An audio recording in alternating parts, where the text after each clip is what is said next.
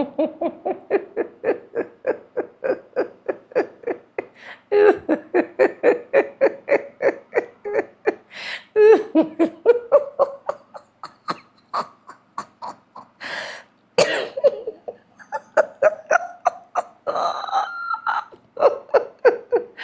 law has finally touched everybody.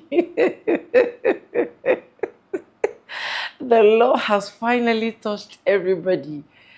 We want to deport illegal immigrants. We want to do this. The law has finally touched every single person, and is no any other person than a proud ICE agent, the one that thinks that he can intimidate every single person that he sees, the one that thinks that he can literally just pull out his gun, which is his pew pew, and then point it out at any single person in every single place. I want you guys to watch this video. Black Americans, this is a good news.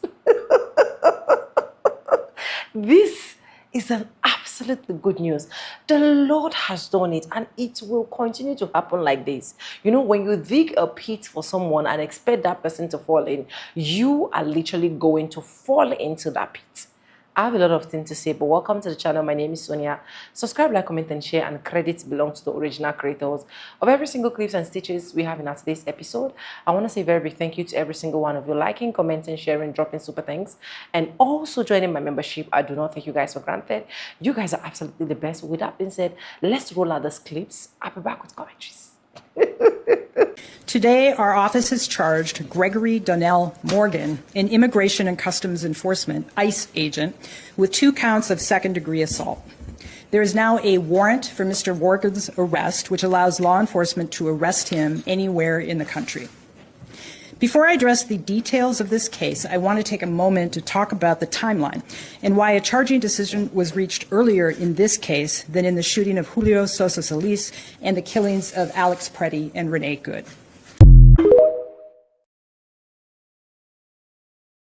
For the first time in this administration, an ICE agent is going to face criminal charges. So the incident happened back in February of 2026, just like a few months ago.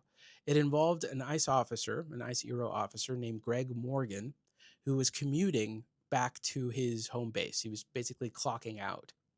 According to the complaint that was filed in Minnesota, because this happened in Minnesota as part of Operation Metro Surge, Officer Morgan, while he was driving back home, decided to illegally drive in the shoulder lane, basically where you're not allowed to drive upon a highway exit. So by then, there was a big commuter line in a highway exit, and the 2 victims involved were in that line, in that highway exit. Officer Morgan was driving in an unmarked car, just a rental that he had rented, which was like this SUV, a black XUV that he was using as an ICE officer, but in a rental. He didn't have any ICE markings, no sirens. He wasn't doing any enforcement measure. All he was doing was trying to cut the line in order to get back to his home base so that he could go home. Now, because he was cutting the line illegally, the 2 victims decided to briefly enter into the shoulder lane to block him because they don't like people cutting the exit line. They blocked him momentarily and then decided to go back into their own line. And at that point, Officer Morgan could have just driven through and continued breaking the law just to get back to his home base in ICE headquarters. He didn't do that. Instead, he drove right next to that car that had cut him off and pointed his gun at the 2 victims. He yelled something, but nobody knows what he yelled. According to him, he was yelling, "Police, stop." And that because he was cut off, that he feared for his safety and the safety of others. And that's why he had to pull his gun. No one is buying it. And for that reason, in Minnesota, criminal charges were filed against him. Now, he has a few defenses that he's going to try, but they will fail. The first one is a supremacy clause defense that most ICE agents use. He won't be able to use it because he wasn't doing something according to his job. He was just commuting home. And it wasn't necessary and proper for him to do it, even if he was trying to do something related to immigration. The second thing he's going to try is to get the case removed from state court to federal court because it's going to be more favorable than federal court. That won't work.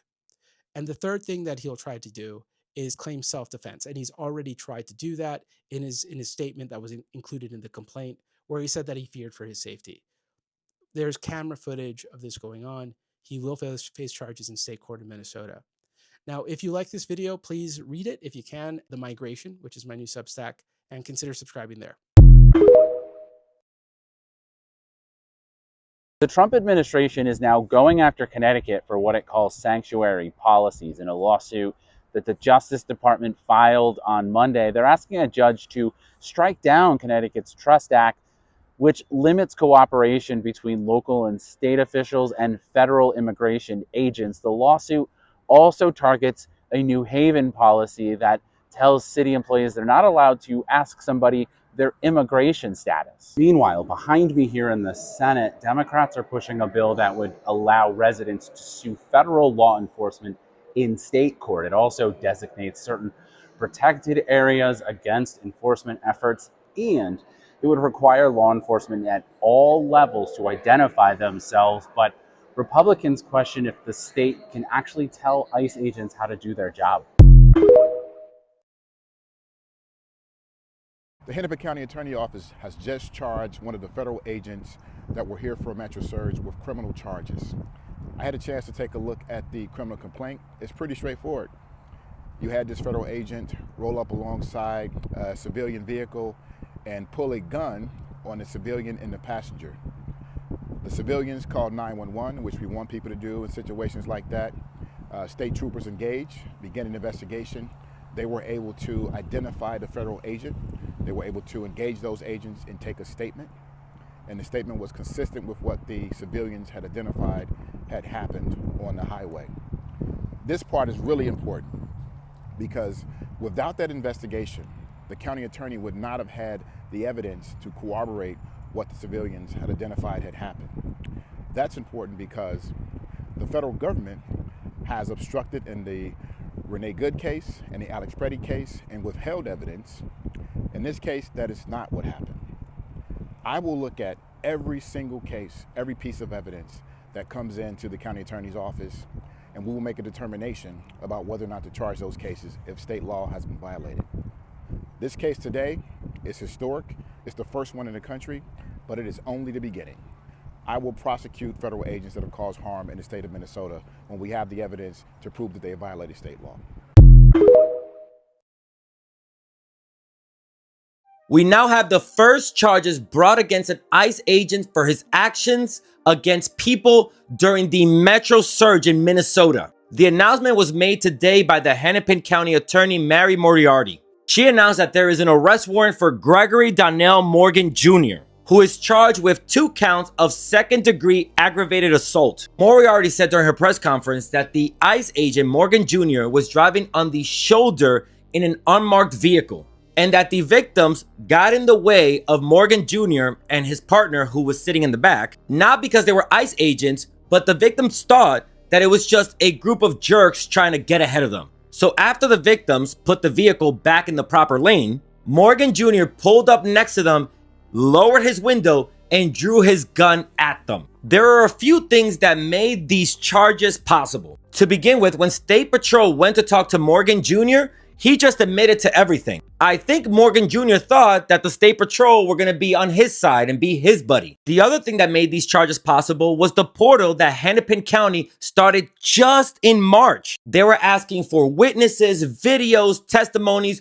whatever people had to submit it. That way they could go out and investigate and corroborate stories. And a little bit over a month later, we already have our first charges. And they're still investigating more incidents involving ICE agents. So this may be the first of many charges to come. Attorney Moriarty said that there is no such thing as absolute immunity for federal agents who violate the law in the state of Minnesota. And she says she's not concerned about blowback from the Trump administration because her office's job is to hold people accountable if they violate the laws of the state. She also said that that arrest warrant against Morgan Jr. is valid anywhere in the country. However, Todd Blanche, the acting attorney general, has said in the past that he will investigate any local or state official that tries to go after federal agents. So it seems like this may set off a clash between the federal, state, and local government. Internally, a lot of ICE agents seem to know that this was coming because they have been either getting lawyers or going to Reddit pages to ask about qualified immunity. The charges that were dropped today will help answer the question, can they be criminally charged for violating someone's constitutional rights? Share this because charges are starting to come from Minnesota against the ICE agents who participated in Metro Surge. This is still a developing story, so I'll bring you more information as it comes in. And remember to follow for more. Update Minnesota. Breaking fucking news. Holy shit. An ICE agent from Minnesota gets charged with 2 fucking felonies. Get fucked. Get fucked. Get fucked. Man, it's like I've been saying this shit the whole fucking time. These guys are fucking cooked. This is like one of like hundreds of cases against ICE agents in Minnesota right now. This officer was charged because he pointed a firearm at a civilian for no fucking reason. Oh, and trust me, this is just the fucking tip of the iceberg. There are so many fucking cases being sent to ICE. They will indefinitely be fucking shut the fuck down very quickly as soon as they realize, holy shit, look at all this money it's costing us. And that's the sad part about America, folks, is that it doesn't matter about me and you or me. No one gives a fuck about us, guys. All they care about is the money. Look at this fucking warehouse situation, okay? The guy gets charged within a few hours, yet we still have all these people implicated in the Epstein files who are just walking around, still running the country. So as these cases just keep rolling in, because they did so much shit in such a short period of time, they're still trying to wrap their fucking brains around it. As this information comes out, they are fucking cooked. They're cooked. Fired. Shut down. Cease to exist. And this is just the tip of the iceberg. Just you guys watch. Peace and love. Stay up and follow me, guys. I love you. Yo, y'all want to see something country as fuck? After terrorizing them for fucking months, the great state of Minnesota has finally charged their very first ICE agent. And that's exactly what the fuck I meant when I said, yeehaw, fuck the law, land of the free. An ICE agent was just charged with felony assault after prosecutors say he pointed a gun at civilians on a highway during a major ICE operation in Minnesota. Now, very important, this is not the same case as those earlier fatal incidents that we were all talking about, including Alex Pretty. It's different agent, different situation. This one did not involve a killing. It's a separate incident, but it happened during the same large operation, which is why everything is getting a bit mixed up online. But honestly, the fact that there is actual accountability happening here, that a state is willing to charge a federal agent, that matters, because it means actions still have limits, and federal doesn't mean above the law. So this isn't about those cases, about Renee Good and Alex Purdy, but it's still important. It's multiple situations happening all at once. And this one specifically is about an agent being charged for what prosecutors say crossed the line, which is still very important in this situation. I know we all want kind of retribution and all that, but we need to understand that any movement in this direction is actually good.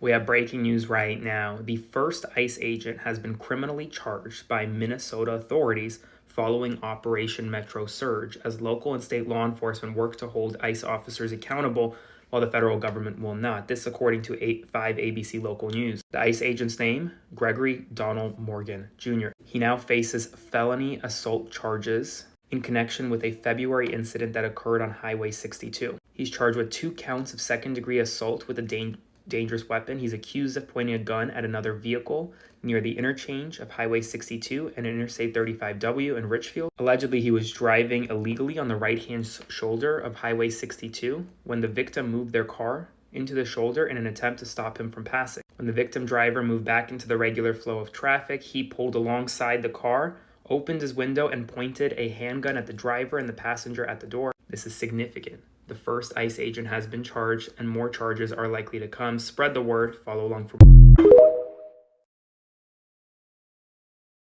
Breaking news, the first ICE officer has been criminally charged, which is the first of its kind since Trump took office. ICE officer Gregory Donald Morgan Jr. has been charged with 2 counts of second-degree assault for threatening victims on a highway with a firearm. He was accused of illegally driving on the shoulder of Highway 62 and pointing a gun at the victim's car in an unmarked vehicle with no indications that he was an ICE officer. This is a big deal for the immigrant community because it means that ICE officers are finally being held liable and accountable in states that they're violating the law in. God is good. He has done me well, oh my soul. Rise up and praise the Lord. When you think you are above the law, but the one that's seated in heaven and make this earth his footstool will tell you, guy, you are not above the law. I am the only God that is above the law. You know, these ICE agents, the moment they promised them their 50K bonus allowances that was later a scam, these people started to do the unusual. They started to act as if they are no longer humans. They started to act as if they have personal issues with Black Americans. They started to act as if, be it you are legal, illegal, they can just kidnap you and dump you anywhere. They can tie you on the road, they can harass you, all in the name of ICE agents. So they have never seen any kind of law coming to hold them strong. Remember, we have a time that was earlier this year where I think one of them pupilled someone, I think a Black person, right? Not Renee Gold, right? I think another officer did that. A white ICE agent pupilled someone, and guess what? He was granted immunity. Like he was granted, like there was nothing wrong with it. So it now gives a lot of them this morale. It now gives a lot of them this authority. It now gives a lot of them this so-called power that they can literally do anything they want to do. They can literally act the way they want to act. They can literally perform anything they want to perform without any single person doing anything to them. It's crazy. It's really, really, really crazy for you as an officer to think that. And see, let me tell you guys the honest truth. This is not only happening with this ICE agent of a thing. These are some of the things we face as well in some of these our African countries, where you see the people with uniform trying to act baby. So you see these people trying to act as if they have the right, they have the control over every single person. While at the end of the day, we all are humans. We all are not above the law. So, like I said, it also happened in African countries. Even in my own country here where I stay, where you literally see some of these uniform people act like they are above the law. They are permitted to go drive into where you're not supposed to drive, but you as a citizen is not permitted. It's just that crazy, because I feel like as an officer, if you want people to obey the law, you also need to live by the law. You also need to obey the law. You also need to obey the rules and regulation that governs and cover every single thing. It's as simple as ABCD. But anyways, I am so happy that this man is getting his own portion of the national cake. I'm so happy that this officer is actually facing his own criminal charges as well. I'm so happy that this officer is also facing the punishment that he so deserves. This is to tell him that he is not above the law, no matter how he is trying to make it look like he is literally above the law. It's not. It's not above the law. It's as simple as ABCD. I think the earlier these people start realizing, the better for every single one of us. That's just the honest truth. But anyways, let me know what you think in the comment section, and credit belongs to the original creators of every single clips and stitches we have in our today's episode. I want to say a very big thank you to every single one of you, liking, commenting, sharing, dropping super thanks, and also joining my membership. I do not take you guys for granted. You guys are absolutely the best, and thank you so much for staying stick and hook with me to the end of this video. Yes, with that being said, with no further ado, I do like I always say in my videos, I'm going to be saying bye, and I'll see you guys in my next one. For now, bye guys. I love you guys. Oh my god.